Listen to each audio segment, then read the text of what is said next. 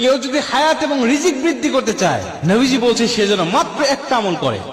এই একটা আমল করার কারণে আল্লাহ পাক তার রিজিকের মধ্যেও বরকত দিবে, সম্পদের মধ্যে বরকত দিবে, হায়াতের মধ্যেও আল্লাহ পাক তাকে বরকত দিবে। বুখারীর বর্ণনায় হযরত আবু হুরায়রা রাদিয়াল্লাহু তাআলা হাদিসটা বর্ণনা করেছেন।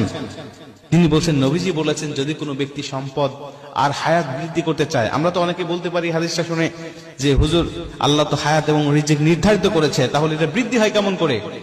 নবীজি বলছে, হ্যাঁ, এটা বৃদ্ধি হয়। আল্লাহ হায়াতের মধ্যে বরকত ঢেলে দেয়, রিজিকের মধ্যেও আল্লাহ পাক বরকত ঢেলে দেয়। ওই রিজিকের মধ্যে বরকত দেওয়ার কারণে আল্লাহ পাক তার সম্পদ অনেক অনেক গুণে বৃদ্ধি করে দেয়। একটা উদাহরণ দিলে আপনারা খুব ভালো বুঝবেন। মনে করেন কোন একজন ব্যক্তি হালাল পথে 10,000 টাকা ইনকাম করে প্রতি মাসে। ওই ব্যক্তি দেখবেন মাস শেষে 10,000 টাকা সংসার চালানোর পরেও 2,000 টাকা সঞ্চয় করতে পারে, 2,000 টাকা সে গোছাতে পারে। কিন্তু একজন ব্যক্তি সে 50,000 টাকা অবৈধ পথে ইনকাম করে, মাস শেষে দেখবেন 50,000 তো খরচ হয়েছে, আরো 20,000 টাকা তাকে ঋণ করতে হয়েছে। কেন? ওই 10,000-এর মধ্যে আল্লাহ পাক বরকত রেখেছে, হালালের মধ্যে বরকত রেখেছে, বিধায় সে সারা মাসেও খেয়ে শেষ করতে পারে নাই। কিন্তু এই 50,000-এর মধ্যে বরকত না থাকার কারণে এটা শেষ হয়েছে এবং আরো তাকে ঋণ করতে হয়েছে।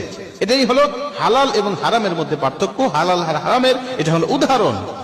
আপনার সম্পদের মধ্যে যদি বরকত থাকে, এটা খেয়ে আপনি শেষ করতে পারবেন না, আপনার সন্তানেরা শেষ করতে পারবে না। বরকত না থাকলে আপনাকে শেষ বয়সে ভিক্ষা করা লাগতে পারে। হায়াতের মধ্যে যদি বরকত থাকে, এই অল্প হায়াতের মাধ্যমে আপনি আল্লাহকে সন্তুষ্ট করতে পারবেন, এমন কিছু করতে পারবেন যেটার জন্য আপনি জান্নাতে যাওয়ার উপযুক্ত হয়ে গিয়েছেন। কিন্তু হায়াতের মধ্যে বরকত নাই, তাহলে দেখবেন যে এটা আপনি অল্প সময় দুনিয়াতে ছিলেন, কিন্তু যেটুকু সময় ছিলেন এটুকু সময়ে আল্লাহ পাকের অসন্তুষ্টি নিয়ে আপনি বিচরণ করেছেন। আপনি এমন কিছু করে গিয়েছেন এই হায়াতের জিন্দেগিতে, আপনার জন্য জাহান্নাম ওয়াজিব হয়ে গিয়েছে।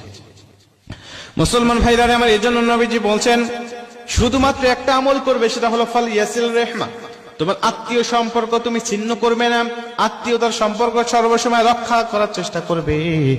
আত্মীয়তার সম্পর্ক রক্ষা করা কাকে বলে? আমার বোন আমার সাথে সম্পর্ক রেখেছে, আমিও তার সাথে সম্পর্ক রেখেছি, এটাকে আত্মীয়তার সম্পর্ক রক্ষা করা বলে না।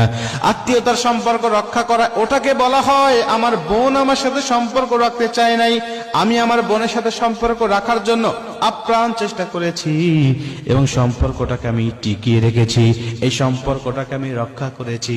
নবীজি বলছে এটাকেই সম্পর্ক রক্ষা করা বলা হয়। আর যেই ব্যক্তি আত্মীয়তার সম্পর্ক রক্ষা করে, আমি নবী ওই ব্যক্তিকে নিয়ে একই জান্নাতের মধ্যে থাকবো। ওই ব্যক্তিকে নিয়ে আমি নবী একই জান্নাতের মধ্যে থাকবো। কিন্তু কোন ব্যক্তি যদি আত্মীয়তার সম্পর্ক ছিন্ন করে, আত্মীয়তার সম্পর্ক রাখে নাই, তার বোন তার কাছ থেকে সম্পত্তি নিয়ে চলে গিয়েছে বিধায়